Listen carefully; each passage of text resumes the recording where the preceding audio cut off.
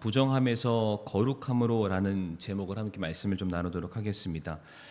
학개서 하면은 성전 재건에 관련된 내용이다라고 그렇게 기억하시면 되겠고요. 1차 성전이 뭔지 기억하시죠? 다윗과 솔로몬을 통해서 지어진 1차 성전 솔로몬 성전이고요. 2차 성전이 바로 수르바벨을 위시한 이스라엘 백성들이 지었던 성전이고, 성전에 나와 있는 세 번째 성전, 이건 2.5 성전이라고 말씀드렸는데 헤롯 성전이다. 수르바벨 성전이 조금 더 중축되고 확장되어서 지어졌던 성전인데, 학개서는 그 두 번째 해당되는 수르바벨 때에 지어졌던 그 성전 재건과 관련된 사건이라는 것을 기억하시면 되겠습니다. 이 성전 재건이 한창 진행되고 있는 와중에 오늘 제가 읽었던 2장 10절부터 23절 말씀 보면은 하나님께서 반복해서 학개를 통해서 이스라엘 백성들의 어떤 메시지를 전달하시는 것을 볼 수가 있습니다. 성전을 재건하라는 사명을 주신 상황 속에서 하나님께서 무엇인가를 다시 말씀을 하신다. 그러니까 뭘 하고 있는데 하나님이 말씀을 하시는 거예요. 그러니까 아이들이 공부하고 있는데 부모님들이 가서 뭐라고 얘기하시죠? 공부하고 있는데 공부해라. 똑같습니다. 지금 성전을 재건하고 있는데 하나님이 그들을 향해서 뭔가 또 말씀을 하시는 거예요. 사명을 줬는데 둘 중에 하나입니다. 하나는 너무 잘하기 때문에 칭찬하시기 위해서 말씀하시거나, 아니면은 뭔가는 하고는 있는데 방향성이 잘못됐다. 그래서 그것을 다시금 하나님께서 되잡아주기 위해서 올바른 방향으로 인도하시기 위해서 주시는 말씀인데, 전자일까요? 후자일까요? 후자입니다. 그러니까 이스라엘 백성들이 무엇인가 열심을 다해서 일을 하고 있지만 그 방향성이 잘못되었기 때문에 하나님께서 그것을 바로 잡아주기 위해서 지금 학개를 통해서 반복해서 무엇인가를 메시지를 전하고 계시는데, 모든 사람이 다 그렇습니다.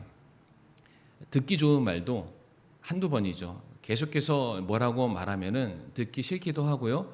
들으면서 마음속에 부정적인 마음이 들기도 하고, 난 잘한다고 잘하고 있는데 왜 저러실까? 내 마음을 몰라주시는 것 같아.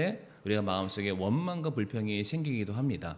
자, 그러나 성경 말씀 보게 되면은 기본적으로 하나님께서 우리에게 어떠한 메시지를 전달하실 때에는 이와 같은 마음이 있으시다. 그러니까 잔소리한다라고 절대로 생각하지 마시고요. 하나님께서 우리에게 무엇인가 메시지를 전하고자 하실 때에 하나님의 마음이 무엇인지 예레미야 29장 11절에 다음과 같이 말씀하시는데요. 같이 한번 읽어보겠습니다. 시작. 너희를 향해 내가 생각하는 생각을 내가 아노라. 그것은 평안을 주려는 생각이요 재앙을 주려는 생각이 아니니 곧 기대하던 결말을 너희에게 주려는 것이라 주가 말하노라. 아멘. 하나님께서 왜 우리에게 말씀하신다라고 되어 있습니까? 책망하기 위해서라고 말씀하지 않습니다. 그냥 단순히 꾸짖기 위해서 말씀하시는 것이 아니고요. 오히려 우리에게 진정한 평안을 주기 위해서 우리에게 말씀하신다. 너희가 생각하는 것보다 그 이상 하나님께서 우리를 향해서 품고 계시는 선한 계획이 무엇인지를 우리에게 보여주시고 인도하시기 위해서 우리에게 말씀하신다. 그러하게 사랑하는 성도님들, 하나님 말씀을 가까이 하는 것을 기뻐하시기를 바라고요. 우리에게 어떤 말씀이 주어지게 되었을 때에 그 말씀을 향해서 우리가 뾰족한 마음으로 듣는 것이 아니라 우리가 열린 마음으로, 하나님 오늘도 제게 말씀해 주시옵소서, 그 말씀을 통해서 제 마음에 평안이 생기기를 원하고, 그 말씀을 통해서 내가 올바른 정도를 가기를 원하고 진리를 향해 나아가기를 원합니다. 우리가 그렇게 고백할 수 있는 저와 우리 성도님들이 되기를 바라겠습니다. 오늘 반복적으로 하나님께서 무엇인가를 말씀하시는데, 먼저 12절 말씀에 하나님의 질문이 이제 이와 같습니다. 어떤 사람이 옷자락으로 이제 거룩한 고기를 쌌습니다. 이 옷자락으로 거룩한 고기를 쌌다라는 것은 제사장이 제사를 위해서 바쳤던 제물을 드리고 제사장이 먹는 그 고기를 말합니다. 근데 그렇게 고기를 쌓고 왔는데 고기를 쌌던 그 옷자락이 다른 음식물에 닿게 되면은 그 음식물도 거룩해지냐라는 질문을 하시는 거예요. 그러니까 쉽게 말해서 거룩함이 전이가 되냐, 옮겨지냐라고 말씀을 하시는데, 여기서 제사장이라는 그 사람들이 대답하기를 아닙니다라고 말하고 있습니다. 아무리 거룩한 음식을 쌌던 보자기라 할지라도 그것을 우리가 빨고 깨끗하게 구별되어서 보관했다 할지라도 그것이 어디엔가 전해진다고 해서 그것 자체가 깨끗해지거나 거룩해지는 것은 절대로 아닙니다 라고 말을 하고 있어요.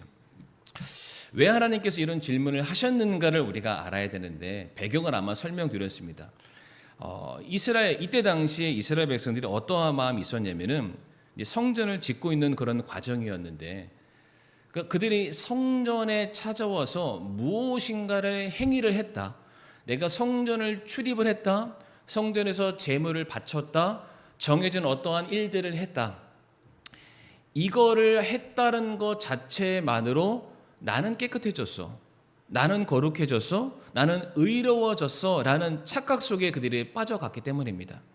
그러니까 쉽게 표현해서 그냥 예배당 한번 밟고 나갔는데 그 행위로서 나는 예배 다 드렸어. 나는 깨끗한 사람이야. 하나님께서 보시기에 기뻐하실 만한 그런 사람이야 라는 착각 속에 사람들이 살아가고 있음을 지금 하나님께서 이와 같은 질문으로 그들에게 지금 던지고 계신다라는 거죠. 아마 지난 시간 말씀을 기억하시겠지만 화면에는 없습니다만 예레미야 7장 말씀에 예레미야가 이런 말을 합니다. 여기가 주의 성전이라 주의 성전이라 주의 성전이라 말하는 거짓말을 너희가 믿지 말아라. 무슨 뜻이었죠? 그러니까 수많은 사람들이 성전을 오고 갑니다. 그러나 그 사람들이 성전에서 무슨 일을 했냐면 제물을 바치죠. 하나님의 예배는 했습니다. 그러나 그들이 하는 행위들을 우리가 좀 살펴보니까 제물을 던져 놓고서는 나가서 죄를 짓는 거예요. 제물을 던져 놓고서는 밖에 나가서는 하나님의 정하신 율법과 기준과는 전혀 상관없이 하나님의 백성이 아닌 것처럼 살아갑니다. 그러면서 죄 지은 것이 무서우니까 제물은 제단 앞에 던져 놓는 겁니다. 이걸로 내 죄의 문제 해결받으려고. 나는 법 없이도 살아갈 사람이야. 내 마음대로 살아가고 싶은데 하나님이라는 분이 걸리니까 그분의 마음을 잠재우기 위해서 제물은 던지는 거예요. 그분이 원하시는 것은 무엇인가 던져 놓습니다. 그래 놓고는 그 삶 자체는 하나님께서 전혀 원하시지 않는 모습으로 살아가는 거예요. 그런데 사람들이 뭐라고 말하냐면 나 오늘 성전 가. 나 오늘 교회 가. 나 오늘 예배하러 가. 그 말 한마디로 스스로가 깨끗한 사람처럼 보이기를 원했던 거예요. 나 적어도 이 정도 헌금했으니까 이 정도 헌신했으니까 야, 이 정도면은 내가 지은 죄 퉁치자. 퉁치자라는 게 또 너무 저렴한가요? 그냥 똑같다라고 생각을 하자. 그런 사람들이 너무나도 많았다라는 것이죠. 그러니까 그게 너무 안타까워서 하나님이 말씀하시는 거예요. 그 옷자락 단다고 그 거룩함이 너네 것이 되는 줄 아냐? 아니다라고 말씀하세요. 베드로전서 1장 15절과 16절 말씀을 보게 되면은 오직 너희를 부르신 분께서 거룩하신 것 같이 너희도 온갖 종류의 행실에서 거룩할지니라 기록된 바 내가 거룩하니 너희도 거룩하라 하셨느니라 라고 되어 있습니다. 하나님은 거룩하신 분이시죠. 하나님의 백성도 거룩한 존재가 되어야만 합니다. 그런데 성도님들 그 거룩이라는 성품이 성전 안에서만 허락되는 그런 모습들이 아니라는 것이죠. 이 말씀도 보게 되면 우리가 하나님이 거룩한 분이니까 거룩하신 하나님을 만나기 위해서는 죄 없는 모습으로 나아가기 위해서 반드시 제사라는 것을 드려야만 합니다. 그러나 우리가 성전 하나님을 만나기 위해서 그 시간과 그 순간과 그 장소에서만 거룩한 사람으로 살아갈 것이 아니라 뭐라고 말합니까? 너희도 온갖 종류의 행실에서라고 말합니다. 삶을 얘기하는 거예요. 우리의 인생을 말합니다. 우리가 살아가는 삶 자체가 거룩하면은 성도님들 어디나 하나님이 계시니까 우리가 늘 그 앞에서 거룩함으로 무장되어 있으면은 죄 문제 해결받으려고 굳이 제단 앞에 찾아갈 필요가 없겠죠. 근데 수많은 사람들이 마치 하나님이 계신 곳은 성전 아니라고 착각을 하고 내가 살아가는 모든 인생에는 하나님이 계시지 않는 것처럼 생각하면서 이 땅에서의 주인은 나고 이 땅에서의 율법은 내 생각이고 내가 원하는 대로 살아가고 성전 안에 계신 하나님만 달래기를 그들이 굉장히 바빠했다라는 것이죠. 그래서 하나님께서 말씀하시는 거예요. 그런 거는 내가 절대로 원하지 않는데 여기 왔다 갔다 한다고 해서 너희들이 절대로 거룩해지지 않는다. 성도님, 중요한 것은 이 12절 말씀, 본문 12절 말씀에 이스라엘 백성들이 제물 자체를 안 바쳤다라는 게 아니잖아요. 제물을 바쳤어요. 제사장이 그것을 가져갈 만큼 수많은 제사가 그들의 삶 가운데 있었습니다. 그들이 성전을 떠나지 않았습니다. 하나님을 부인하지 않았죠. 그러나 하나님께서는 그들의 제물을 절대로 기뻐하시지 않는다라고 말씀하고 계세요. 우리가 한번 생각해 볼 게 뭐냐면요. 성도님들, 왜 사람들이 성전 앞에 찾아갈까요? 왜 제단 앞에 그 제물을 바칠까? 죄의 문제 해결하기 위해서잖아요. 죄의 문제를 해결하지 않으면 어떻게 될까요, 성도님들? 그냥 좀 기분이 좀 꺼림칙한 걸로 끝납니까? 아니죠. 죄의 문제를 해결하지 않으면 공의로우신 하나님께서는 죄를 절대로 용납하지 아니하시는 분이시기 때문에 죄에 대해서는 반드시 그 값을 치르시는 분이십니다. 성경 말씀도 보게 되면 분을 품더라도 하루를 넘기지 말아라. 그리고 죄를 지으면 즉각적으로 회개하라라고 말씀하시죠. 물론 성경 말씀을 잘 보게 되면은 내가 무조건 죄를 지었다고 그 즉시 심판받아 죽지는 않습니다. 물론 그런 것도 있지만, 그런데 성도님들, 내가 죄를 지었어요? 내가 죄 지은 거를 압니다. 회개하지 않습니다. 그래서 그냥 지나칩니다. 이거를 뭐라고 말하냐면은 고의적인 죄라고 말합니다. 근데 성경에서 고의적인 죄, 내가 죄를 지었음을 알매도 불구하고 회개하지 않는 고의적인 죄에 대해서는 하나님께서 필히 더 심각하게 징계하신다라고 말씀하고 계세요. 그러니까 왜 사람들이 제단을 찾아갈까? 왜 예배를 드리고 왜 성전을 갈까? 그 죄의 문제로 말미암아 내 생명을 보존하기 위해서, 살아가기 위해서, 하나님과 깨어졌던 관계를 회복하기 위해서 그렇게 찾아가는 거잖아요. 그러면은 내가 정말로 성경 예전 버전으로 말하면 신령과 진정과 정성과 모든 것을 다해서 온전하게 합당한 거룩한 제물을 드려야만 하나님께서 그걸 받으시잖아요. 그러면 그러한 제물을 가져온 사람이 하나님 앞에 떳떳하게 설 수 있을까요? 한번 생각해 보세요. 지금 하나님께서 내가 드리는 이 제사와 이 예배를 안 받아주시면 나는 지금 죽을 수 있어요. 구약적인 제사의 모습이 그랬다라는 겁니다. 내가 지금 하나님과 이 문제 가운데 우리 가로막고 있는 이 죄의 문제를 지금 당장 해결하지 않으면 나는 내일의 태양을 볼 수가 없고 내일의 생명을 스스로가 보존할 수 없는 그런 사람입니다. 혹여나 하나님께서 내가 지은 죄 용서해 주시면 감사하지만 그 지은 죄가 너무 커서 내 마음속의 중심이 흐트러져서 안 받아주셔도 우리는 할 말이 없는 사람들이죠. 그러면 그 사람이 하나님 앞에 나와서 예배를 드렸을 때 그 제물을 드리는 마음이 어떠할까요? 벌벌벌 떨어야 됩니다. 내가 지금 죽어도 마땅한데 한 번만 더 기회를 주세요 라는 마음에, 은혜를 갈구하는 마음에 벌벌벌 떨면서 제물을 드리고 그 제물이 연락되기를 기다려야만 합니다.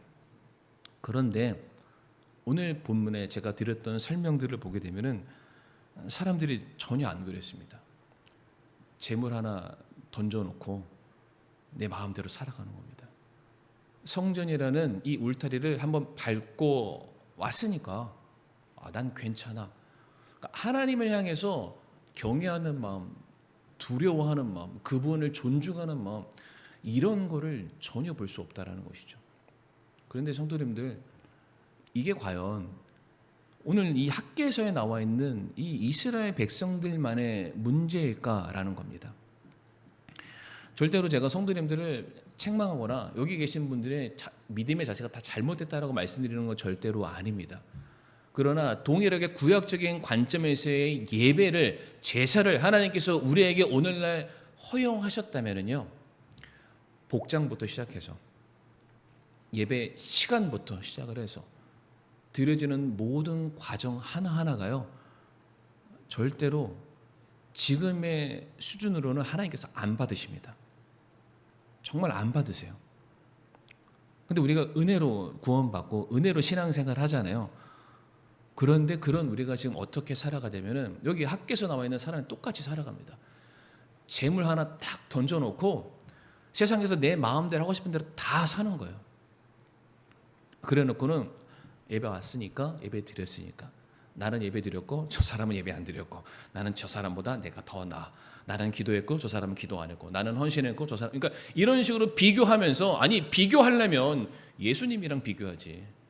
옆에 있는 나보다 못한 사람, 나랑 비슷한 사람 수준하면서 난 쟤보다 나으니까 나는 의인이야, 이런 착각 속에서 지금 살아가고 있는 이스라엘 백성들, 우리들을 바라보시면서 하나님이 너무 안타까우시는 거예요. 질문하시는 거예요. 네가 그런다고 거룩해진다라는 착각 속에 절대로 빠져가지 말아라 라고 말씀하시는 거죠. 그러면서 이어지는 13절과 14절에 뭐라고 말합니까? 13절 말씀 보게 되면, 시체를 만져 부정한 적 어떤 음식물을 닿게 되면은 그 음식물도 부정하게 되냐라고 물어보시죠. 근데 거룩하면 전이가 안 되는데요, 부정하면 전이가 된다라고 말씀하고 계세요. 마찬가지죠. 건강한 사람이 병원을 가면은 다 건강해지나요? 오히려 병을 얻어서 오죠. 오히려 악한 거는, 죄는 영향력이 굉장히 크다라고 말씀을 하고 계십니다. 이 13절 말씀 보면은 참 안타까운 게 뭐냐면은 이스라엘 백성들 모두가 다 이러한 삶을 살고 있었다라는 거예요. 그러니까 한 사람도 깨어서 각성함으로 하나님께 예배를 드렸던 것이 아니라, 아마 어떤 한 사람이 아니라는 마음으로 예배를 드렸던 것 같아요. 아니라는 마음으로. 그러니까 바쁘니까 예배 빠지고, 피곤하니까 뭐 제사 안 드리고, 뭐 나중에 해야지, 지금 괜찮잖아, 이런 식으로 안일하게 살아가면서 나 괜찮은데요? 이런 모습들이, 괜찮아 이렇게 살아도 괜찮아, 그냥 재물 하나 바칠 거 한 2만 원짜리 더 드려, 더 좋은 거 드려, 뭐 이런 식으로 자꾸만 예배의 가치와 그 본질을 자꾸만 퇴색시키는 그런 사람들이 팽배해지기 시작하니까, 그들이 하는 모든 제사들에 대해서 하나님께서 말씀하시는 거예요. 너희들이 하는 모든 것들이 다 부정하다라고 말씀하세요. 예배를 안 드리는 게 아니라니까요. 예배를 드리고 제사를 하고 있는데, 그 제사를 드리는 행위를 바라보시면서 너희가 하는 모든 것들이 부정하다라고 말씀하고 계십니다. 이사야 1장 10절부터 17절 말씀 보면 이와 동일한 내용이 기록되어 있는데요, 1장 11절부터 17절까지 말씀 보면 간단하게 제가 설명드리겠습니다. 수많은 사람들이 예배를 안 드리는 게 아닙니다, 제사를 안 한 게 아닙니다, 정말로 차고 넘치는 수많은 희생 제물이 있었는데, 하나님이 말씀하시기 11절에 이 수많은 희생물이 무슨 소용이냐라고 말씀하세요. 나는 기뻐하지 않는다. 13절에 헛된 봉헌물을 가져오지 말아라. 분향한 것들이 내게 가증하다. 그 냄새가 너무 역겹다. 내가 견디지 못하겠다. 너희가 행하는 것이 정의가 아니고 불법이다라고 말씀을 하고 계세요. 너희가 왔는데 발 살짝 담그고 간 거지, 그게 예배라고 나는 절대로 인정하지 않겠다. 너희의 예배를 보는 내 마음이 너무나도 괴롭다. 내가 지쳤다라고 말씀하시면서요, 다음에 있는 16절 말씀 보면 뭐라고 되어 있냐면, 하나 넘겨서요, 뭐라고 말씀하시냐면 너희를 씻으라고 말합니다. 16절에 재물을 씻지 말고, 깨끗한 재물을 드렸다고 그걸로 만족해하지 말고 너희 자신을 깨끗하게 하라고 말합니다. 예배를 드리러 나온 사람의 마음의 중심이 중요하다. 제가 계속해서 학계에서 말씀을 드리면서 성전이 중요한 것이 아니라 성전으로 들어오는 사람이 중요하다고 말씀을 드렸던 것처럼, 제물을 드리는 행위 자체가 중요한 것이 아니라 그 드리는 사람의 마음이 어떠한지가 더 중요하다고 말씀하고 계세요. 너희를 씻고 너희를 깨끗하게 하고, 내 눈앞에서 너희의 악한 행위들을 버리고 악한 행위를 행하기를 그치고 잘하기를 배우고 판단의 공의를 추구하면서 너희들이 순종하는 삶을 살기를 원한다라고 말씀하고 계세요. 그러니까 이러한 마음으로 오지 않으면 하나님께서 안 받으시겠다라고 말씀하고 계십니다. 저는 이런 말씀을 한번 드리고 싶은데, 성도님들, 우리가 꼭 뭔 큰 죄를 짓지는 않잖아요. 막 우리 뉴스에 나오고 TV 나올 만한 큰 죄를 짓고 우리는 살지는 않습니다. 그러니까 나는 죄를 안 지었어라고 생각하고 의롭다라는 생각으로 우리 여기 자리에 앉습니다. 근데 성도님들, 앞에서 제가 계속 설명드렸던 게 뭘까요? 이미 그들의 마음속에는 하나님을 경외하고자 하는 마음이 없습니다. 그냥 오는 거예요. 습관에 따라서 오고, 혹여나 내가 이렇게 예배를 안 드리면 하나님께서 내가 하는 일을 저주하실까 봐 그게 불안해서 오고, 여러 가지 다양한 마음으로 그렇게 찾아옵니다. 그러니까 하나님께서 우리에게 뭔가 딱 말씀하실 때 아까 읽었던 예레미야 29장 11절 말씀처럼 하나님의 말씀은 절대로 우리의 마음을 찌르려 함이 아닙니다. 우리를 다그치게 한 말씀도 아닙니다. 우리를 책망하기 위한 말씀도 아니죠. 우리에게 평안함을 주기 위해서라고 말씀하시죠. 그런데 그 말씀 딱 들으면 싫은 거예요. 마치 내 속에 있는 모든 것들이 다 밝혀지는 것 같아서 부끄럽고 창피해서 막 듣기 싫은 거죠. 그러면서 들으려고 하지는 않습니다. 오기는 왔는데 들으려고 하지 않는 거예요. 듣지를 않으니까 순종할 수가 없죠. 그 삶 자체가 너무나도 형식적인 그런 모습으로만 온다라는 겁니다. 예배라는 행위가 있고 신앙이라는 어떤 종교적인 모습들은 우리들의 삶에 나타나고 있지만 실제로는 아무런 삶의 변화나 나타나는 것들이 아무것도 없는 그러한 상황들. 하나님께서는 그게 죄다라고 말씀하세요. 그래서 요한계시록 3장 15절과 16절과 말씀 보게 되면 그 요한계시록에 나오는 7교회 중에 하나죠. 라오디게아 교회. 그 교회를 향해서 15절에 뭐라고 말하냐면은 너희가 뜨겁든지 차든지 열성적으로 주님을 섬기든지 말든지 둘 중에 하나 해라. 그런즉 내가 이같이 미지근해서 이것도 아니고 저것도 아니고 그런데 밖에 나가서는 나는 주의 성전을 갑니다. 나는 구원받은 하나님의 자녀입니다. 이렇게 말만 하니까 미지근하여 차지도 아니하고 뜨겁지도 아니하므로 내가 내 입에서 너를 토하여 내리라 말씀하신다라는 겁니다. 그러니까 우리는 왔는데 하나님께서 돌려보내신다라는 거야. 돌려보내신다. 너의 그거는 절대로 예배 아니다. 절대로 예배 아니다. 성도님들 그거 꼭 한번 생각해 보셨으면 좋겠습니다. 오늘 말씀에서 많은 것을 기억 안 하셔도 저는 괜찮은데 저도 마찬가지입니다. 성도님들. 제가 마음을 다해서 시간을 충분히 들여서 어떤 설교를 준비하잖아요. 물론 성도님들이 반응은 안 좋지만 정말 마음을 다해서 설교를 딱 준비하고 나면은 이 설교가 너무 성도님들한테 전하고 싶은 거예요. 그러니까 저를 드러내서는 그런 게 아니라 이게 성도님들한테 전해지면 너무 좋겠다라는 그런 마음에 그럴 때가 있습니다.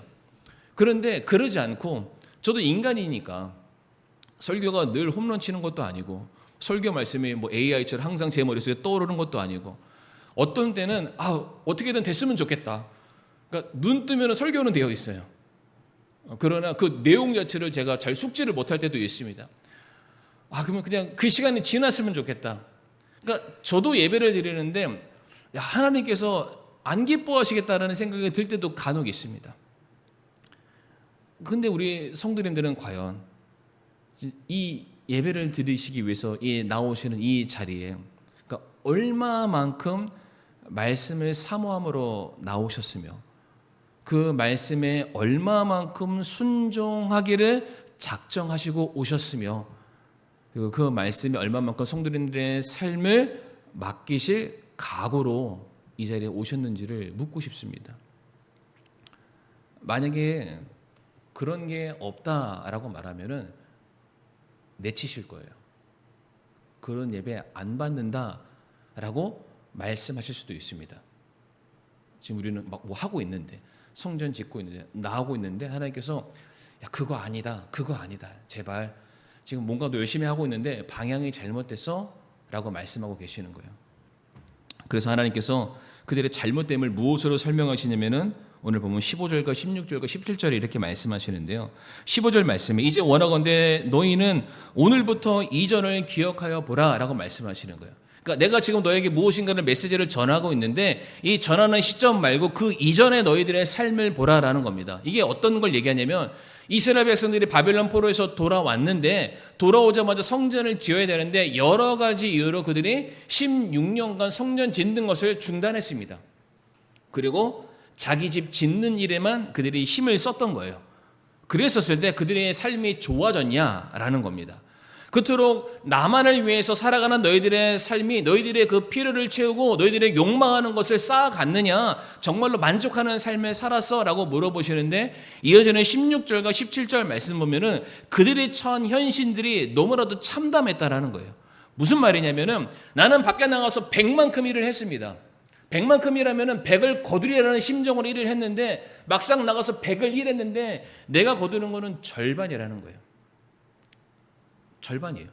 그리고 더 중요한 건 그거라도 가져왔는데 가져와서 창고에 들여놓고 그래도 내 미래를 기약하면서 꿈꿨는데 돌아섰더니 우박 떨어지고 뭐가 되고 뭐 곤충이 날라서 잡아먹고 다 해가지고 있는 줄 알았는데 돌아섰더니 아무것도 없다라는 거예요. 하나님을 향한 그 삶을 떠나서 내 삶의 모든 생명과 필요와 내 미래의 인생에 인도하시는 분은 하나님이신데 그 하나님을 떠나서 내 스스로 인생을 개척해가는 그 삶이 정말로 내가 만족을 누리는 삶이었느냐 한번 돌아보라라고 말씀하십니다. 아니라고 말씀하시는 거예요. 뭐 거둔 게 있냐. 제가 실질적인 사례를 하나 말씀을 드리도록 할 텐데 실질적인 겁니다. 뉴스 기사 하나 딱 보여드릴 텐데 성도님들 벌써 나왔네요. 대한민국 가계 부채가 현재 1993원이 아니라 조원. 우리 성도님들은 절대로 이 정도의 숫자에 안 놀라시는 분인 거 제가 알기 때문에 다 집에는 이만큼씩 다들 있으시잖아요. 이게 제가 10년 거치로 한번 기사를 봤는데 해마다 77조 정도 되는 부채가 계속해서 확장한다고 합니다. 근데 성도님들 생각해보세요. 지금 1인당 저는 한 번도 은행 가서 빚을 진 적이 없는데 이거를 엔등문으로 나눠봤더니 1인당 3,855만 원의 빚을 다 지고 있고요. 4인 가정으로 따지면은 한 1억 5천에서 1억 6천 정도 되는 빚을 대한민국 국민 모두가 다 짊어지고 있는 상황입니다. 근데 제가 한번 질문해 보겠습니다. 성도님들, 우리 특별히 자매님들, 그러니까 예전에 혹시 일하셨나요? 예전에 젊었을 적에 예전에 교회 계셨잖아요. 월화수목금토일 다 교회 계셨잖아요. 우리 올로 목사님이랑 등산도 가시고 화요 등반 기도도 하시고 뭐도 하시고 항상 보면은 교회에 계셨잖아요. 그런데 이제는 무슨 필요가 있어서 다들 일들을 하시잖아요. 자, 살림살이가 나아지셨습니까? 현실적인 계산을 보면은 우리는 정말로 내 삶의 필요를 채우기 위해서 죽어라 우리들의 인생을 갈아놓고 있는데 더 부자가 되기는커녕 더 가난해지고 더 많은 빚을 지면서 살게 되더라. 이게 물론 그냥 엔딩문 하니까 그런 거긴 하지만 현실이 그렇다라는 겁니다. 나는 분명히 내 미래에 더 좋은 삶을 위해서 우리가 그렇게 열심을 다해서 분투하듯이 살아가고 있지만 실질적인 현실을 돌아봤더니 우리가 더 부유해지기는커녕 더 가난해지고 있다라고 말하고 있죠. 근데 이게 오늘 학개서가 정확히 말하고 있습니다. 100을 벌기 위해서 나가서 100만큼 일했는데 50밖에 가져오지 못하고 그 50이라도 지키기 위해서 아둥바둥 하는데 돌아서고 봤더니 아무것도 없다. 한 2주 전인가 기억나시나요? 포모. 지금 엄청나게 많은 사람들이 그 돈을 벌기 위해서 돈이라는 그 신의 노예가 되어가지고 어떻게든 수단과 방법을 가리지 않게 해서 사람들이 전부 다 돈 하는 그런 삶을 살고 있습니다. 예전에 비해서 더 많이 일하고 더 많은 일들을 하고 있지만 그럼에도 불구하고 노예의 삶을 살고 있다는 거예요. 근데 성도님들 이렇게 말씀하시면서 하나님께서 뭐라고 말씀하시냐면은 18절과 19절 말씀 보면은 이렇게 말씀하십니다. 너희들이 그랬었는데 18절에 주의 성전의 기초를 놓던 날부터 거슬러 올라가 그것을 한번 깊이 생각해 봐라. 먼저 말했던 것은 성전을 짓기 전의 삶을 기억하라라고 말씀하시고요. 지금은 성전 기초를 놓았을 때부터의 삶을 기억해 보라라고 말씀하시는 겁니다. 그래서 19절에 이날부터는 내가 너희에게 복을 주리라라고 말씀하고 계시죠. 성도님들 아마 기억하실 거예요. 이스라엘 백성들이 성전을 짓는 재료가 뭐였습니까? 불에 타서 무너졌던 돌덩이 그거 다시 툭툭툭 털고 갖다 놓는 겁니다. 나무가 필요하면 어디서 갖고 오죠? 저기 레바논의 백향목이 아니라 뒷동산 가서 나무 베서 갖다 놔라 라고 말씀하셨어요. 우리는 뭔가를 대단한 것을 준비해만 하나님 일을 한다라고 고백을 하지만 하나님께서는 아니다. 지금이라는 상황에서 너희가 순종하면 내가 너희에게 복을 준다라고 말씀하시잖아요. 그러니까 이스라엘 백성들이 헌신하는 것은 대단한 헌신이 아니었습니다. 그러나 주님의 부르심에 즉각 순종해서 19절에 이날부터, 이날이 언제입니까? 성전에 돌 하나 놔라 라는 그 말에 순종한 그 날부터, 즉각적인 순종을 이행한 그 날부터 내가 너희에게 복을 주리라 라고 말씀하세요. 어려운 게 아니라고 말씀하시죠. 대단한 것을 준비하라고 말씀하지 않습니다. 오늘도 하나님께서는 우리의 사랑하는 성도님들의 그 작은 순종을 기다리고 계십니다. 그리고 그것을 기뻐하시죠. 마태복음 6장 33절 말씀 보면 너무 유명한 말씀인데요. 오직 너희는 첫째로 하나님의 왕국과 그분의 의를 구하라. 그리하면 이 모든 것을 너희에게 더하시리라. 아멘. 하나님께서 언제 이런 축복을 더하시네요? 이날부터, 오늘이라는 시간, 우리가 작더라도 내가 할 수 있는 주님의 말씀에 최소한의 순종을 시작하는 바로 그 순간, 돌이키는 순간, 하나님께서는 저와 성도님들의 삶을 반드시 책임져 주시게 될 겁니다. 그래서 이제 마지막 23절 말씀을 읽고 저희가 마무리하기를 원하는데요. 23절에 하나님께서 그런 말씀들을 다 하시고요. 23절에 내 종 스룹바벨아 주가 말하노라 내가 너를 택했다라고 말씀하십니다. 이제 스룹바벨을 한 사람을 말하지만은요, 실제로 그를 위시한 모든 이스라엘 백성들을 말한다라고 생각하시면 됩니다. 그러면서 하나님께서 뭐라고 말씀하시냐면 내가 너를 인장으로 삼았다라고 말씀하세요. 인장이 뭔지 아시죠? 반지입니다. 근데 단순한 반지가 아니라 거기에 왕의 사인이 들어있는 반지고요. 그리고 모든 조서들이 쓰였을 때에 그 인장으로 도장을 찍게 되면 그거 자체가 왕과 동일한 권력을 갖게 되는 그런 인장인데요. 그러니까 하나님께서는 뭐라고 말씀하시냐면 스룹바벨아 너는 나의 인장이다. 내가 너를 택했다. 그러니까 무엇인가 어떤 일들을 할 때마다 스룹바벨을 통해서 일하시겠다라는 겁니다. 그에게 내가 가지고 있는 동일한 권위를 내가 허락해 주겠다. 내가 너를 통해서 일하겠다라고 말씀하세요. 우리는 우리가 일한다라고 생각하지만 아닙니다. 하나님께서는 우리를 통해서 일하신다라고 말씀하고 계시죠. 우리는 내 힘으로는 안 된다라고 말을 합니다. 그러나 하나님은 아니다. 내가 너를 통해서 내 능력을 보이리라라고 말씀하고 계십니다. 그러니까 현실적인 것을 봤을 때 우리는 못하죠. 그런데 하나님께서 선언해 주십니다. 선언. 스룹바벨아 여기 계신 우리 모든 성도님들 너희는 내 인장이다. 나와 같은 존재들이고 내가 너희를 내 일꾼 삼았다라고 말씀하고 계시죠. 이 인장하니까 생각났던 게 뭐냐면은 그 모세의 지팡이가 떠올랐는데요. 출애굽기 4장 2절 말씀 보게 되면은 하나님께서 모세를 부르셨을 때 제일 처음에 그에게 뭐라 말하냐면 이제 모세가 자꾸 빼잖아요. 못합니다. 아니다. 내가 너를 통해서 일할 거다. 그러면 저를 어떻게든 한번 써보세요. 하더니 하나님께서 모세에게 네 손에 있는 게 뭐냐라고 말했더니 막대기가 있습니다. 하나님께서 그 막대기를 통해서 이것도 하고 저것도 하고 막 시키십니다. 그러고 났더니 같은 막대기였는데 4장 2절에서는 그냥 막대기였습니다. 그냥 막대기. 이게 산신령 막대기 절대로 아닙니다. 조그마한 막대기입니다. 조그마한 막대기. 그런데 20절에 갔더니 뭐라고 되어 있습니까? 모세가 자기 아내와 아들들을 데려다가 나귀에 태우고 이집트 땅으로 돌아갔으며 하나님의 막대기를 자기 손에 잡았더라라고 되어 있죠. 그러니까 누구에게 맡겨지느냐, 누구에게 보내음 받고 부름을 받느냐에 따라서 그 존재 가치가 완벽하게 달라지는 것을 보여주고 있죠. 그러니까 원래 성도님의 스룹바벨은 원래 유다 민족의 후손이고 왕가의 자손이었지만은 이미 다윗 왕조는 무너져 버렸습니다. 아무것도 아닌 존재인 거예요. 하나님이 그를 다시 들어 쓰십니다. 왜? 하나님의 계획은 유다 민족 혈통을 통해서 예수님이 오셔야 되잖아요. 그러니까 다시 이 왕가가 일으켜져야 됩니다. 근데 그 일으키는 선언을 누가 하시냐면 하나님 제가 했습니다라는 게 아니라 하나님께서 내가 한다라고 말씀을 하세요. 내가 너를 인장 삼겠다. 인장은 왕만 끼는 거잖아요. 왕 같은 존재 되게 해주시겠다라고 말씀하시는 거예요. 그래서 그때부터 스룹바벨이 하는 모든 일들이 마치 하나님께서 하시는 일처럼 승승장구하는 그런 일들이 일어나게 되죠.